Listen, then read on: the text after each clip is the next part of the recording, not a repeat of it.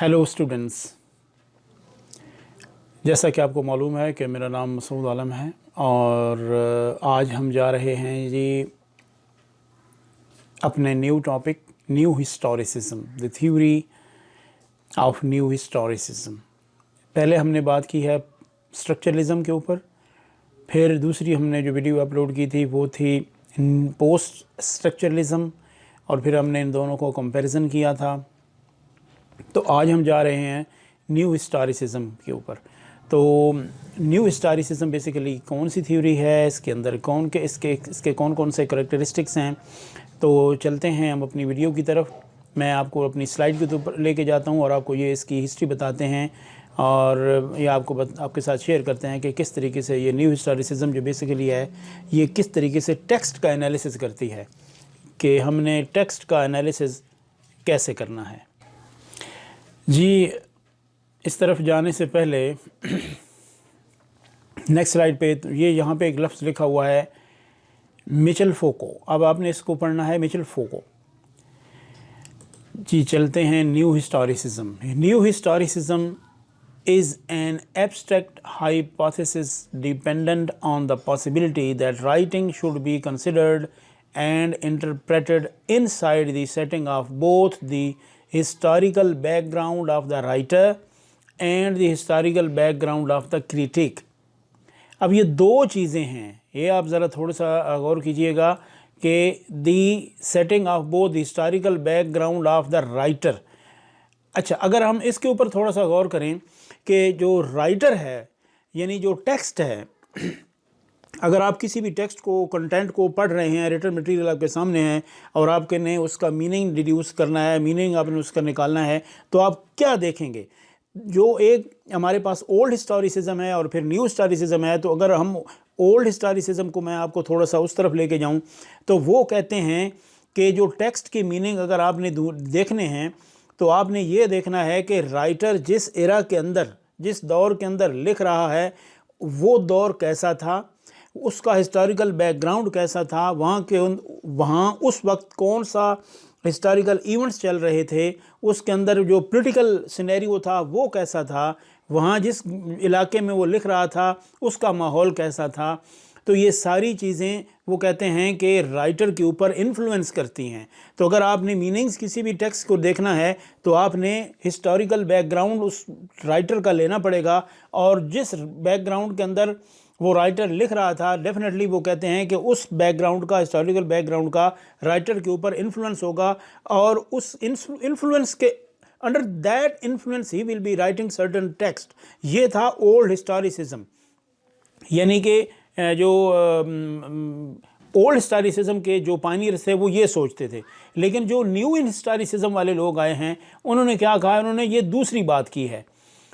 Mitchell फोको अगर आप ले लें कि मिचेल फोको जो दूसरे हिस्टोरिसिज्म है, तो इन्होंने कहा था कि नहीं, ये एक तो आपने ये चीज़ देखना है, तो आपने एक ये भी देखना है कि historical background of the critic, यानी अगर मैं पढ़ रहा हूँ या अगर उसी टेक्स्ट को किसी और लोगों ने पढ़ा है तो हमने ये भी देखना है कि उसका बैकग्राउंड क्या होगा, क्योंकि वो जब उसको इंटरप्रेट कर रहा होगा, उसके मीनिंग निकाल रहा होगा और उसके मीनिंग को फिर पब्लिश कर रहा होगा, तो डेफिनेटली उसका एक अपना भी तो इन्फ्लुएंस होगा ना। अब वो बंदा हो सकता है उसका हिस्टोरिकल बैकग्राउंड कुछ और हो, और जो लिखने वाला है, राइटर है, उसका हिस्टोरिकल बैकग्राउंड और हो। तो ये सारी चीज़ें जो है ना ये मैटर करती हैं। तो इन्होंने इसके ऊपर एक एडिशन किया था कि न्यू हिस्टोरिसिज्म वालों ने, कि नहीं, historical background of the writer and the historical background of the analyst or the critic as well, you should only then you can comprehend the meaning of the text। तो अब हम चलते हैं अपने आगे नेक्स्ट के ऊपर। The new historicist perceives that this is definitely not a basic yes or no answer that can be coaxed out of the considering the content। यानी वो कहते थे कि ये बेसिकली ये नहीं कह सकते कि yes no करके हम इसका मीनिंग ले लें। तो ये दो बेसिक, इस स्लाइड के अंदर ये दो बेसिक चीज़ें थी कि setting of both historical background of the writer and the historical background of the critic. तो अब मैं आपको लेके चलता हूँ अपनी नेक्स्ट स्लाइड पे। तो new historicism recognises not just that a working of writer is impacted by its writers occasions and conditions. यही वो ओकेजन यानी वाक़यात और हालात जो है उसको हमने देखना है। Yet that the pandits reaction to that work is additionally affected. ये पंडित्स बेसिकली क्या वर्ड है, ये एक जो है वर्ड लिया गया है जो हिंदी लैंग्वेज है, तो इसको हम क्रिटिक ले सकते हैं, जो यानी कि मंजे हुए जो लोग थे, जो क्रिटिक्स थे, नक्काद थे।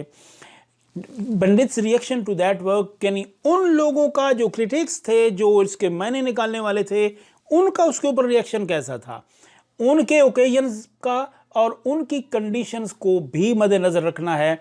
तो वह उस वक्त आपको समझ आए कि yet that the Pandit's reaction to that work is additionally affected by his current circumstances, convictions and biases। यानी अगर कोई बंदा बायसेस है किसी भी एलिमेंट का, किसी थ्योरी का, तो अगर वो बायस्ड पर्सन है और वो एक ख़ास किस्म की थ्योरी से इन्फ्लुएंस्ड है, अगर वो उस टेक्स्ट को पढ़ेगा, उसका मीनिंग निकालने की कोशिश करेगा, तो डेफिनेटली उसकी जो कन्विक्शंस हैं और उसके बायसनेस है वो भी टेक्स्ट के ऊपर जो है अफेक्ट करेगी उसके एनालिसिस करने में।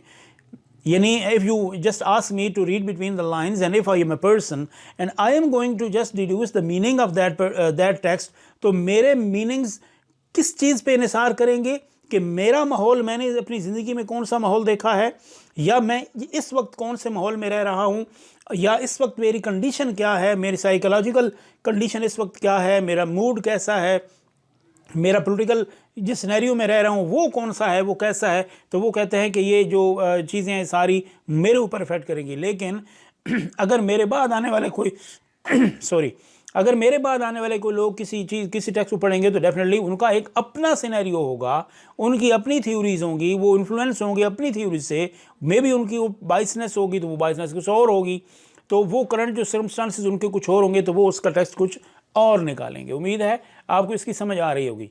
जी हम चलते हैं, थोड़ा सा एक इसकी एग्जाम्पल भी ले लेते हैं, तो आपको या शायद इसके एग्जाम्पल से मज़ीद समझ आ जाए कि किस तरीके से न्यू हिस्टोरिसिस्ट किसी भी टेक्स्ट का एनालिसिस करते हैं। For instant, when considering Shakespeare's merchant of Venus, अगर आप शेक्सपियर का जो एक ड्रामा मर्चेंट ऑफ वीनस है, अगर आप उसको ज़हन में रखें, one generally goes to whether or not the play demonstrate Shakespeare to be the enemy of Semitic. अब ये जो लफ्ज़ सेमिटिक है, बेसिकली इसके ऊपर आप गौर कीजिए। सेमिटिक, तो सेमिटिक लफ्ज़ है ज्यूइश, यानी अगर कोई मर्चेंट ऑफ वीनस, क्योंकि एक ज्यू जो मर्चेंट था उसके बारे में लिखा गया है, तो अगर कोई बंदा उसके अंदर ये बायसनेस है और वो उसके अंदर वो ज्यूइश जो एक उनकी जो साइकोलॉजी है या उनकी जो थ्योरी है, अगर उसके ख़िलाफ़ कोई बंदा है, तो डेफिनेटली वो कहेगा यार ये तो उसने यहूदियों के ख़िलाफ़ लिखा है सारा। यानी one generally goes to whether or not the play demonstrate Shakespeare to be the enemy of, के आया शेक्सपियर जिसने ये मर्चेंट ऑफ वीनस लिखा है, क्या ये एंटी सेमिटिक था? अच्छा, अब द न्यू हिस्टोरिसिस्ट परसीव्स, अब ये इस मर्चेंट ऑफ वीनस को अगर मैं कहूँ कि न्यू हिस्टोरिसिस्ट यानी एक ऐसा बंदा जो न्यू हिस्टोरिसिस्ट है, और उसको मैं कहूँ कि आप इसका एनालिसिस करें इसके ड्रामे का, तो वो क्या करेगा? That this is definitely not a basic yes और no answer that can be question out of examining the text. This work should be decided in setting in which it was composed. अब ये जो merchant of Venus है वो कहेगा कि जी हाँ, मैंने इसका मीनिंग निकालना है, मैंने ये देखना है कि शेक्सपियर ने ये जो मर्चेंट ऑफ वीनस ड्रामा लिखा था वो हिस्ट्री का पीरियड कौन सा था, वो जी ठीक है जी 1600 था, 1600 से अबव था। अच्छा, अब वो कहेगा इस किस सेटिंग के अंदर, यानी किस दौर में ये लिखा गया, सोशल हिस्ट्री उस वक्त कौन सी थी, can be uncovered by considering the work. अब इस वर्क को जो उसका जो टेक्स्ट का जो मीनिंग निकालना है उसके काम को, यानी उसके ड्रामे को, वो लेगा सोशल हिस्ट्री को देखेगा, वो देखेगा कि वो उसका उस वक्त का बैकग्राउंड, उसके सर्कमस्टांसेस कैसे थे, पॉलिटिकल सिनेरियो कैसा था, और वो देखेगा कि आया के जो शेक्सपियर था उसका अपनी जो क्या वो जो बायसनेस तो उसके अंदर नहीं थी, यानी क्या बेसिकली वो खुद से एंटी सेमिटिक तो नहीं था। तो इस चीज़ों को वो ज़हन में रख के उसका टेक्स्ट का एनालिसिस करेगा। तो आगे चलते हैं। Particularly state new historicist by examining the utilization and scattering of intensity and the underestimation of social classes inside the work। तो ये सारी चीज़ें अगर गौर करिए तो वो कैसे इसका एनालिसिस करेगा। State new historicist by examining the utilization and scattering of intensity and underestimation of social classes, यानी उस वक्त की जो social classes थी, यानी अगर आप कह लो कि यही मर्चेंट ऑफ वीनस को रख लो तो क्या ऐसा तो नहीं था कि ये लोग कुछ लोग जो थे तो माइनॉरिटी के अंदर थे, उनको अंडरमाइन किया जाता था, उनको सप्रेस किया जाता था, उनको टायरनाइज किया जाता था, या उनके ऊपर को प्रेशर रखा जाता था, या उनको अदर कंसिडर किया जाता था। कुछ ऐसा तो नहीं था। तो सोशल क्लासेस का कोई डिफरेंस वगैरह तो नहीं था। तो ये सारी चीज़ों को जब वो पहले उसका बैकग्राउंड देखेगा और फिर वो जाएगा उसका एनालिसिस करेगा, उसके वर्क को पढ़ेगा। तो इन सारी चीज़ों को वो रख के जहन में जब शेक्सपियर के मर्चेंट ऑफ वीनस को पढ़ेगा तो हम कहेंगे कि ये जो थ्योरी बंदा अप्लाई कर रहा है ये न्यू हिस्टोरिसिस्ट से इन्फ्लुएंस होके कर रहा है। तो examining the set of experiences uncover more about the content. अब ये कंटेंट के बारे में ये सारी चीज़ों को अनकवर करेगा। Considering the content uncovers more about the set of experiences, और जितने भी उस वक्त के तजुर्बात हो रहे होंगे उसको वो जहन में रखेगा। तो एक नेक्स्ट स्लाइड मैं आपके साथ शेयर करने लगा हूँ, ये इससे आपको मज़ीद इसकी समझ आएगी कि किस तरीके से न्यू हिस्टोरिसिस्ट किसी भी चीज़ का एनालिसिस करते हैं। बेसिकली क्या है new historicism? Studying the history reveals more about the text.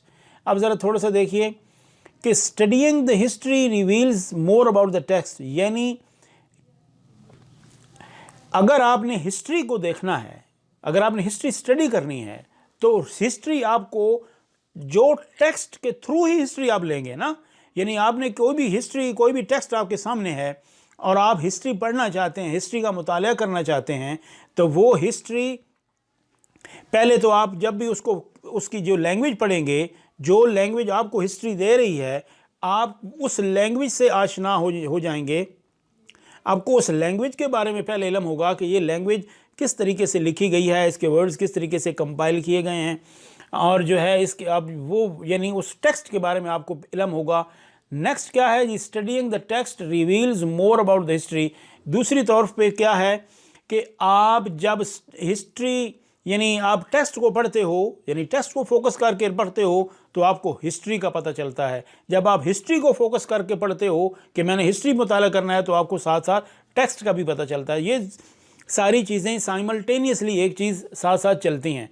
तो मैं थोड़ा सा आपको अपनी जो है ना पहले वाली जो स्लाइड है उसके ऊपर दोबारा लेके जाना चाहता हूँ कि बेसिकली है क्या चीज़ ये, the setting of both historical background of the writer, यानी आपने सिर्फ राइटर का हिस्टोरिकल बैकग्राउंड ले लें और टेक्स्ट को समझ लें, तो ये था ओल्ड हिस्टोरिसिस्ट लोग। और जो historical background of the critic अगर आप लेंगे, साथ साथ इसको भी लेंगे कि जिसने उसका एनालिसिस किया है, उसके मीनिंग निकाले हैं, उसको पढ़ा है, उसके ऊपर फिर रिव्यू लिखा है, तो वो उसके रिव्यू बेसिकली उसको टेक्स्ट को समझने में हेल्पफुल होते हैं। तो वो कहते हैं कि आपने इसको भी लेना है।